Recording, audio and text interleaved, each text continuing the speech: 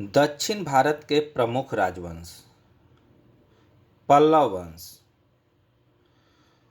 पल्लव वंश का संस्थापक श्री विष्णु था, जिसका शासनकाल 575 से 600 ईस्वी था।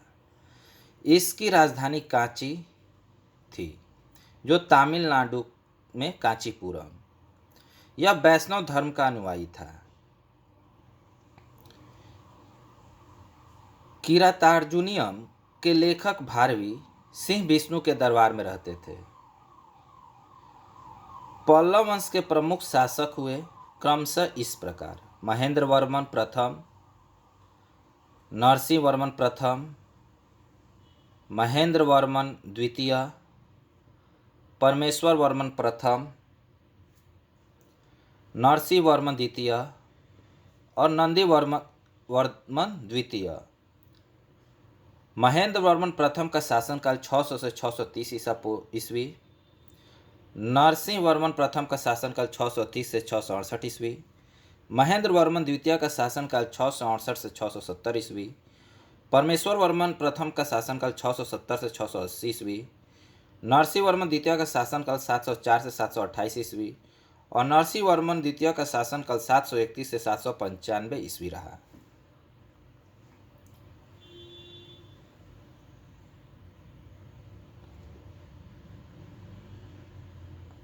पल्लव वंश का अंतिम शासक अपराजित वर्मन हुआ, जिसका शासनकाल 879 से 897 ईस्वी रहा। मतविलास प्रहसन की रचना महेंद्र वर्मन ने की थी। महेंद्र वर्मन शुरू में जैन मतवालंबी था, परंतु बाद में तमिल संत अप्पर के प्रभाव में आकर शैव बन गया था। महाबलीपुरम के एकाश्म मंदिर, जिन्हें रथ कहा गया है, का निर्माण पल्लव राजा नरसिंह वर्मन प्रथम के द्वारा करवाया गया था। रथ मंदिरों की संख्या 7 है। रथ मंदिरों में सबसे छोटा द्रौपदी रथ है, जिसमें किसी प्रकार का अलंकरण नहीं मिलता है।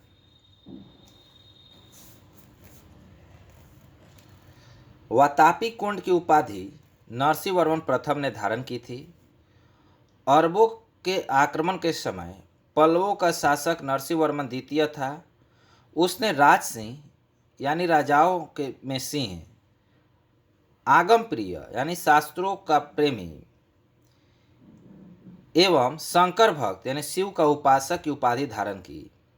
उसने कांची में के कैलाश मंदिर का निर्माण करवाया, यानी कांची के कैलाशनाथ मंदिर है, उसका भी निर्माण करवाया था, जिसे राज सिद्धेश्वर मंदिर भी कहा जाता है। इसी मंदिर के निर्माण में द्रविड़ स्थापत्य कला की शुरुआत हुई। महाबलीपुरम में शोर मंदिर। कांची के कैलाशनाथ मंदिर में पल्लव राजाओं और रानियों की आदमकद तस्वीरें लगी है।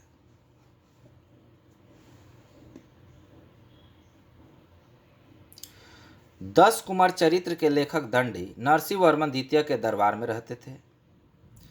कांची के मुक्तेश्वर मंदिर तथा बैकुंठ के पेरुमाल मंदिर का निर्माण नंदी वर्मन द्वितीय ने करवाया। प्रसिद्ध वैष्णव संत तिरुमल्लई अलवार नंदी वर्मन द्वितीय के समकालीन थे। राष्ट्रकूट वंश।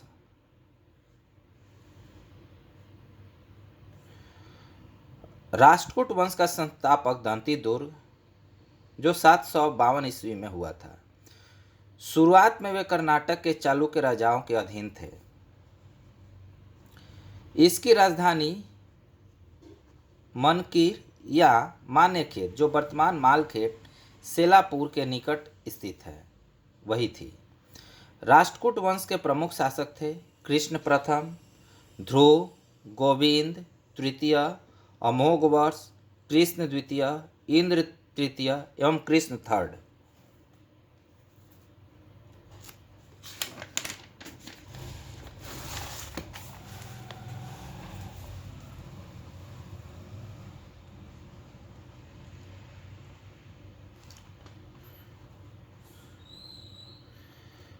एलोरा के प्रसिद्ध कैलाश मंदिर का निर्माण कृष्ण प्रथम ने करवाया था। ध्रुव राष्ट्रकूट वंश का शासक था जिसने कन्नौज पर अधिकार करने हेतु त्रिपक्षीय संघर्ष में भाग लिया और प्रतिहार नरेश वात्सराज एवं पाल नरेश धर्मपाल को पराजित किया। ध्रुव को धारावर्ष भी कहा जाता था। गोविंद तृतीय के त्रिपक्षीय संघर्ष में भाग लेकर चक्रयुद्ध एवं उसके संरक्षक धर्मपाल तथा प्रतिहार वंश के शासक नागभट्ट द्वितीय को पराजित किया। क्षमा कीजिएगा। पल्लव, पांड्य, केरल एवं गंग शासकों के संघ को गोविंद थर्ड को ने नष्ट किया।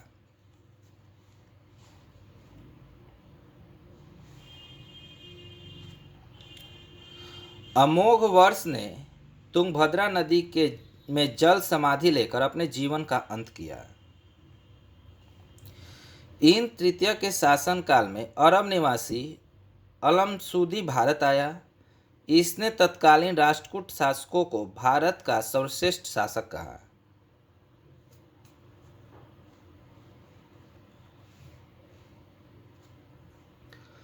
राष्ट्रकूट वंश का अंतिम महान शासक कृष्ण थर्ड था। इसी के दरबार में कन्नड़ भाषा के कवि पोन रहते थे जिन्होंने संति पुराण की रचना की। कल्याणी के चालुक्य तैलभ द्वितीय ने 973 ईस्वी में कर को हराकर राष्ट्रकूट राज्य पर अपना अधिकार कर लिया और कल्याणी के चालुक्य वंश की नींव डाली। एलोरा एवं एलिफेंटा जो महाराष्ट्र में अवस्थित है, गुहा मंदिरों का निर्माण राष्ट्रकूटों के समय ही हुआ।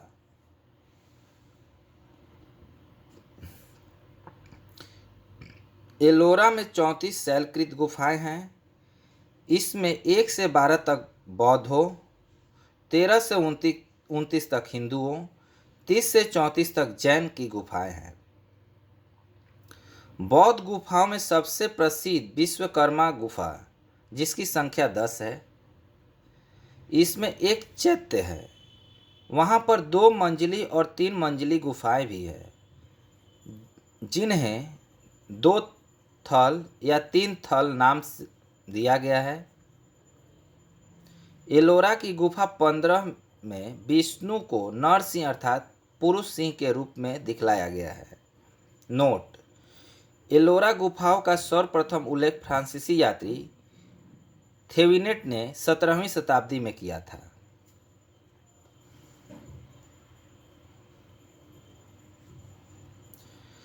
राष्ट्रकूट शैव, वैष्णव, शाक्त संप्रदायों के साथ साथ जैन धर्म के उपासक थे। राष्ट्रकूटों ने अपने राज्यों में मुसलमान व्यापारियों को बसने तथा इस्लाम का प्रचार की स्वीकृति दी थी। चालुक्य वंश। चालुक्य वंश या कल्याणी वंश। कल्याणी के चालुक्य वंश की स्थापना तैलभ द्वितीय ने की थी जिसकी राजधानी मानेखेट है। चालुक्य वंश या कल्याणी के प्रमुख शासक जो हुए तैलभ प्रथम, तैलभ द्वितीय, विक्रमादित्य, जय सिंह, सोमेश्वर, सोमेश्वर द्वितीय, विक्रमादित्य 6, सोमेश्वर थर्ड एवं तैलभ द्वितीय में 3। सोमेश्वर प्रथम ने मानेखेट की राजधानी हटाकर कल्याणी यानी जो कर्नाटक में स्थित है को बनाया। इस वंश का सबसे प्रतापी शासक विक्रमादित्य 6 था।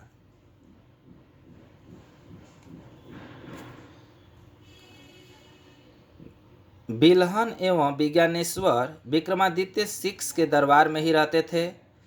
मिताक्षरा हिंदू विधि ग्रंथ याज्ञवल्क्य स्मृति पर व्याख्या नामक ग्रंथ की महान विधिवेता विज्ञानेश्वर ने ही दी थी। यानी मिताक्षरा हिंदू विधि ग्रंथ याज्ञवल्क्य स्मृति पर व्याख्या नामक ग्रंथ की रचना महान विधिवेता विज्ञानेश्वर ने ही की थी। मिताक्षरा का किसने की? विज्ञानेश्वर ने की रचना।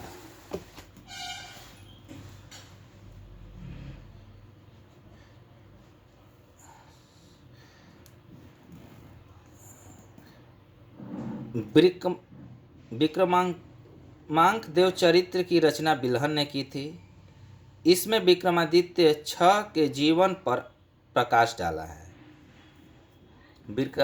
विक्रमांक देव चरित्र की रचना किसने की थी? विक्रमादित्य 6 ने की थी। चालुक्य वंश या वातापी, माने जो चालुक्य वंश थे वातापी के चालुक्य। देखिए, अब पिछला हमने पढ़ा कात्यायनी के चालुक्य, अब पढ़ रहे हैं वातापी के चालुक्य।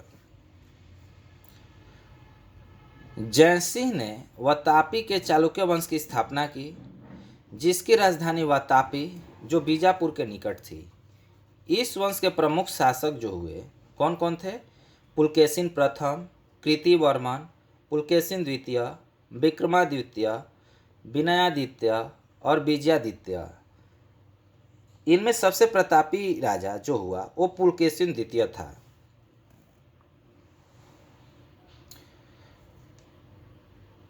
महाकृष्ट स्तंभ लेख से प्रमाणित होता है कि पुलकेशिन द्वितीय बहु स्वर्ण एवं अनिष्टोम यज्ञ संपन्न करवाया था, यानी सुवर्ण एवं अग्निष्टोम यज्ञ संपन्न करवाया था। जितेंद्र का मेगुती मंदिर पुलकेशिन द्वितीय ने ही बनाया था। पुलकेशिन द्वितीय ने हर्षवर्धन को हराकर परमेश्वर की उपाधि धारण की थी। इसने दक्षिणा पथेश्वर की उपाधि धारण की थी। पल्लव वंशी शासक नरसिंह वर्मन प्रथम ने पुलकेशिन द्वितीय को लगभग 642 ईस्वी में परास्त किया और उसकी राजधानी बादामी पर अधिकार कर लिया। संभवतः इसी युद्ध में पुलकेशिन द्वितीय मारा गया। इसी विजय के बाद नरसिंह वर्मन ने वातापी कोंड की उपाधि धारण की।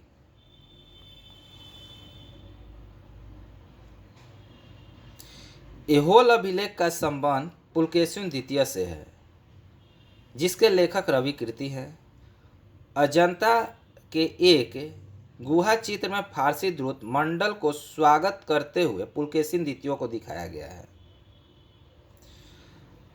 वातापी का निर्माणकर्ता कृतिवर्मन को माना जाता है। मालवा को जीतने के बाद विनयादित्य ने सकलोत्तरपथनाथ की उपाधि धारण की। किसकी उपाधि धारण की? सकलोत्तरपथनाथ, सकलोत्तरपथनाथ की उपाधि धारण की।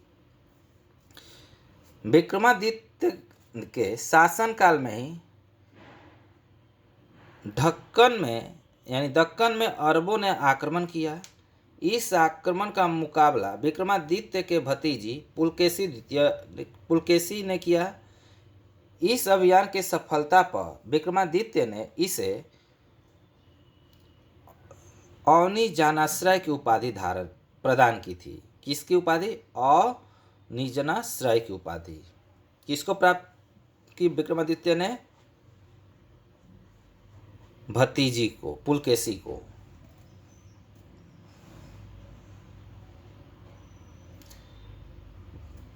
विक्रमादित्य सेकेंड की प्रथम पत्नी लोक महादेवी ने पटदक्कल में विरूपाक्ष महादेव मंदिर तथा उसकी दूसरी पत्नी त्रैलोक्य देवी ने त्रैलोकेश्वर मंदिर का निर्माण करवाई।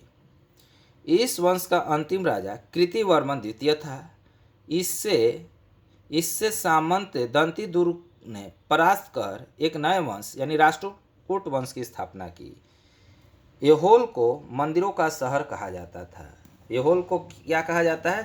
मंदिरों का शहर।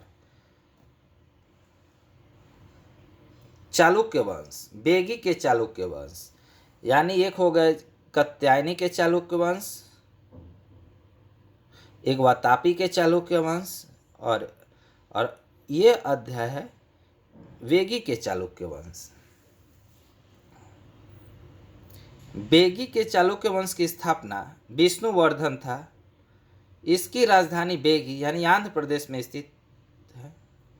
इस वंश के प्रमुख शासक जो हुए जयसिंह प्रथम, इंद्रवर्धन, विष्णुवर्धन द्वितीय, जयसिंह द्वितीय एवं विष्णुवर्धन थर्ड।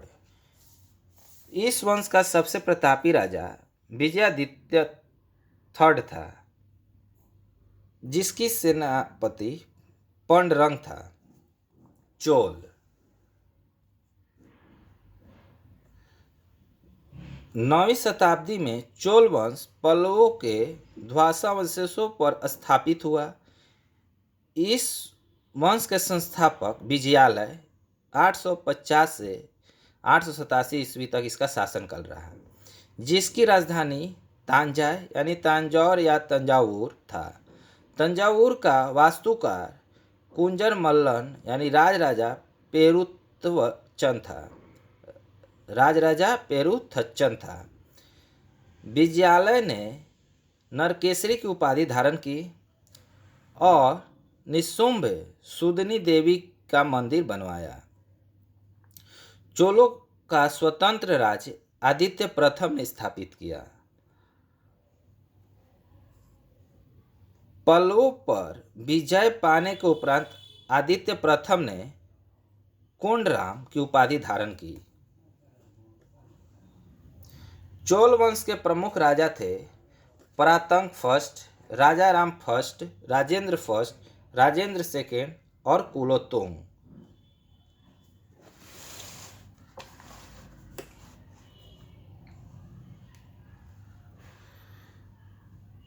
तक्कोलम के युद्ध में राष्ट्रकूट नरेश कृष्ण थर्ड ने परांतक फर्स्ट को पराजित किया। इस युद्ध में परांतक फर्स्ट का बड़ा लड़का राजादित्य मारा गया। राजराज प्रथम ने श्रीलंका पर आक्रमण किया। वहां के राजा महिम पांच को भगाकर श्रीलंका के दक्षिण जिला रोहन में शरण लेनी पड़ी थी। यानी राजाराज प्रथम ने श्रीलंका पर आक्रमण कर दिया। वहां के राजा महिम पांच को भगाकर श्रीलंका के दक्षिण जिला रोहन में उनको शरण लेनी पड़ गई थी। राजराज प्रथम श्रीलंका के विजित प्रदेशों को चोल साम्राज्य का एक नया प्रांत मुंडी चोल मंडलम बनाया और पोलन्नारुवा को इसकी राजधानी बनाया। राजाराज प्रथम शैव धर्म का अनुयायी था। इसने तंजौर में राजराजेश्वर का शिव मंदिर बनाया। चोल साम्राज्य का सर्वाधिक विस्तार राजेंद्र प्रथम के शासनकाल में हुआ।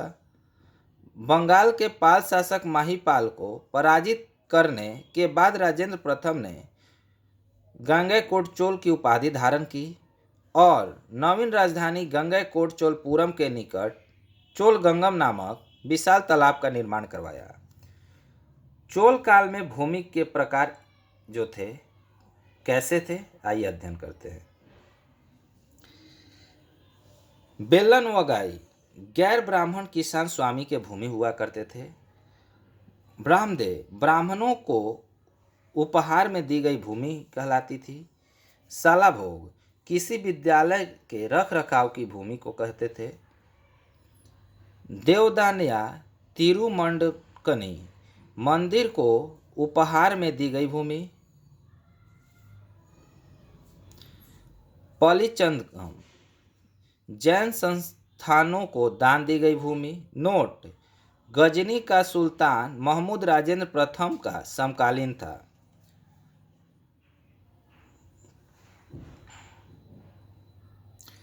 राजेंद्र सेकंड ने प्रकेसरी की एक वीर राजेंद्र ने राजकेसरी की उपाधि धारण की।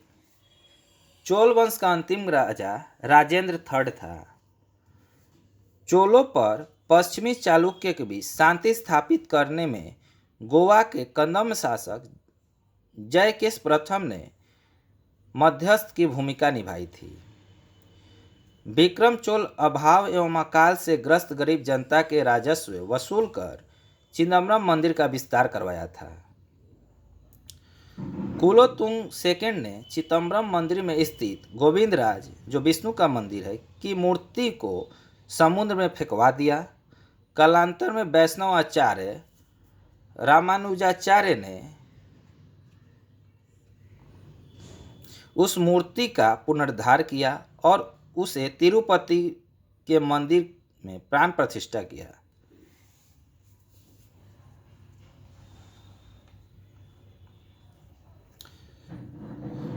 चोल प्रशासन में भाग लेने वाले उच्च पदाधिकारियों को पेरुंद्रम एवं निम्न श्रेणी के पदाधिकारियों को सेरुंद्रन कहा जाता था।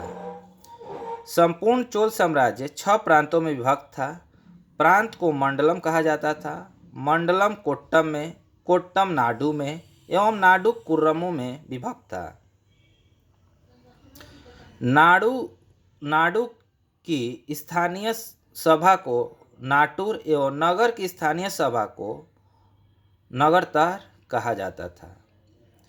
बेलाल जाति के धनी किसानों को केंद्र सरकार यानी उस समय की जो केंद्रीय सरकार की देखरेख में नाडु के कामकाज में अच्छा खासा नियंत्रण हासिल थी। उनमें से कई धनी भूस्वामियों को चोल राजाओं के सम्मान के रूप में मुवदेवेलम यानी 3 राजाओं को अपनी सेवाएं प्रदान करने वाला बेलम या किसान और यार जो प्रधान कहलाते थे जैसी उपाधियां दी। इन्हें केंद्र में महत्वपूर्ण राजकीय पद सौंपे गए।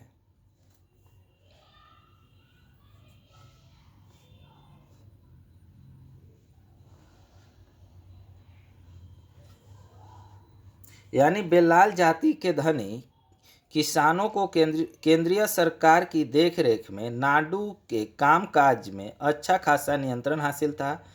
इनमें से कई धनी भूस्वामियों को चोल राजाओं के सम्मान के रूप में भूवेदवेलम 3 राजाओं को अपनी सेवाएं प्रदान करने वाला बेलम या किसान अरैयार जो प्रधान होता था जैसी उपाधियां दी। इन्हें केंद्र के महत्वपूर्ण राजकीय पद सौंपे गए। स्थानीय स्वशासन चोल प्रशासन की प्रमुख विशेषता थी। यानी इसकी विशेषता क्या थी? स्थानीय स्वशासन। सर्वसाधारण लोगों की समिति थी जिसका कार्य होता था सार्वजनिक कल्याण के लिए तालाबों और बागीचों के निर्माण हेतु गांवों की भूमि का अधिग्रहण करना। सभा या महासभा यह मूलतः अग्रहारों और ब्राह्मण बस्तियों की सभा थी जिसके सदस्य को पेरुमलकम कहा जाता था। यह सभा बरियम नाम की समितियों के द्वारा अपने कार्य को संचालित करती थी।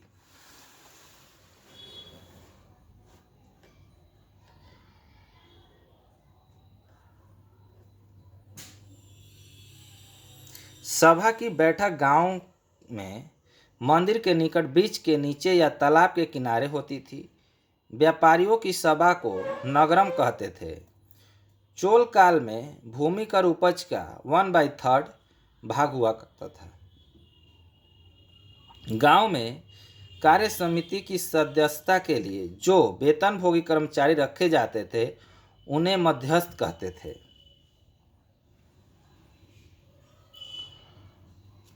उत्तर मेरू अभिलेखों के अनुसार सभा की सदस्यता कैसी होती थी, आइए पढ़ते हैं। सभा की सदस्यता के लिए इच्छुक लोगों को ऐसी भूमि का स्वामी होना चाहिए जहां से भू राजस्व वसूला जाता है। उनके पास अपना घर होना चाहिए। उनकी उम्र 35 से 70 के बीच होनी चाहिए। उन्हें वेदों का ज्ञान होना चाहिए। उन्हें प्रशासनिक मामलों की अच्छी जानकारी होनी चाहिए और ईमानदार होना चाहिए। यदि कोई पिछले 3 सालों से किसी समिति का सदस्य रहा हो तो वह किसी और समिति का सदस्य नहीं बन सकता। जिसने अपने या अपने संबंधियों के खाते जमा नहीं कराए वह चुनाव नहीं लड़ सकता। ब्राह्मणों को दी गई कर मुक्त भूमि को चतुर्वेदी मंगलम एवं दान की गई भूमि को ब्रह्मदेव कहलाती थी। यानी जो उस समय ब्राह्मणों को कर मुक्त भूमि दी जाती तो उसे चतुर्वेदी मंगलम और दान दी गई भूमि को क्या कहा जाता था? ब्रह्मदेव। चोल सेना का सबसे संगठित अंग था पदाती सेना। चोल काल में कनलजू सोने के सिक्के थे। तमिल कवियों में जैनगोंदर प्रसिद्ध कवि था जो कुलोत्तुंग प्रथम का राजकवि था।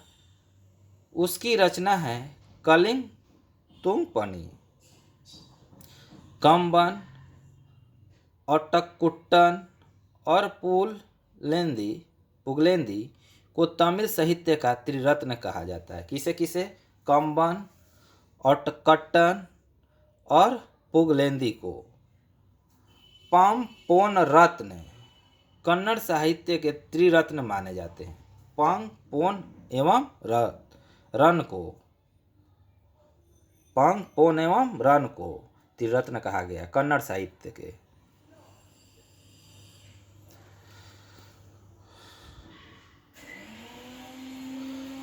पर्सी ब्राउन ने तंजौर के बृहदेश्वर मंदिर के विमान को भारतीय वास्तुकला का निकर्ष माना है। चोलकालीन नटराज प्रतिमा को चोल कला का सांस्कृतिक सार या निचोड़ कहा जाता है। चोल कांस्य प्रतिमाएं संसार की सबसे उत्कृष्ट कांस्य प्रतिमाओं में गिनी जाती है। शैव संत ईशान शिव पंडित राजेंद्र प्रथम के गुरु थे। चोल काल जो 10वीं शताब्दी का सबसे महत्वपूर्ण बंदरगाह कावेरीपट्टनम था। बहुत बड़ा गांव जो एक इकाई के रूप में शासित किया जाता था तनियर कहलाता था।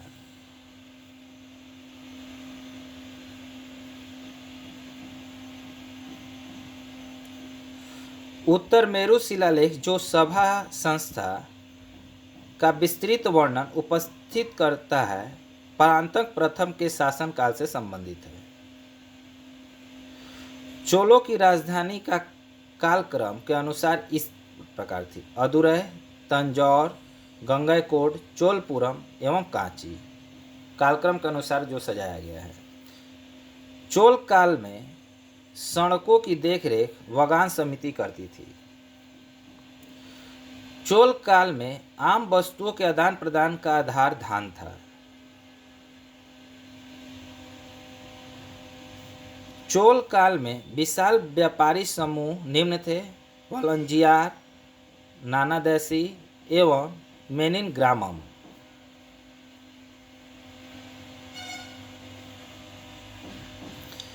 विष्णु के उपासक अलवार एवं शिव के उपासक नयनार संत कहलाते थे। यादव वंश। देवगिरी के यादव वंश की स्थापना बिरलभ पंचम ने की। इसकी राजधानी देवगिरी थी। इस वंश का सबसे प्रतापी राजा सिंहन 1210 से 1246 ईस्वी में हुआ था। इस वंश का अंतिम स्वतंत्र शासक रामचंद्र था, जिसने अलाउद्दीन के सेनापति मलिक काफूर के सामने आत्मसमर्पण किया।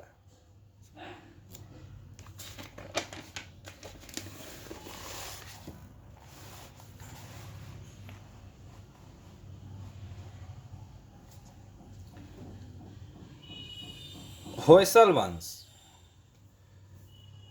द्वार समुद्र के होयसल वंश की स्थापना विष्णुवर्धन ने की थी। होयसल वंश यादव वंश का ही एक शाखा थी। बेलूर में चेन्नाकेशव मंदिर का निर्माण विष्णुवर्धन ने 1117 ईस्वी में किया था। होयसल वंश का अंतिम शासक वीर बल्लाल तृतीय था, जिसे मलिक काफूर ने हराया था। होयसल वंश की राजधानी द्वार समुद्र, जो आधुनिक हेलविड में स्थित है, था। कदम्ब वंश। कदम्ब वंश की स्थापना मयूर शर्मन ने की थी। कदम्ब वंश की राजधानी बनवासी था। गंग वंश। गंग वंश की स्थापना ब्रजहस्त पंचम ने किया था। अभिलेखों के अनुसार गंग वंश प्रथम शासक कोंकणी वर्मा था। यानी गंग वंश के प्रथम शासक कौन थे? कोंकणी वर्मा। गंगों की प्रारंभिक राजधानी कोलाल, जो कोल्लर में अवस्थित है, जो बाद में तलकाड में हो गई। दत्तक सूत्र पर टीका लिखने वाला गंग शासक माधव प्रथम था।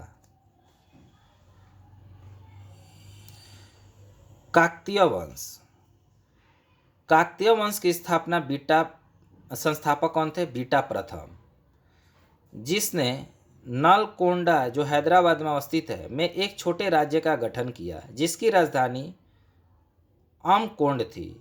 इस वंश का सबसे शक्तिशाली शासक गणपति था। रुद्रमा देवी गणपति की बेटी थी जिसने रुद्रदेव महाराज का नाम ग्रहण किया, जिसने 35 वर्ष तक शासन किया। गणपति ने अपनी राजधानी वारंगल में स्थानांतरित कर ली थी। इस राजवंश का अंतिम शासक प्रतापरुद्र जो 1295 से 1323 ईस्वी तक रहा था। Thank you for watching. अगला अध्याय सीमावर्ती राज्यों वंशों के अभ्युदय से पढ़ेंगे। Thank you.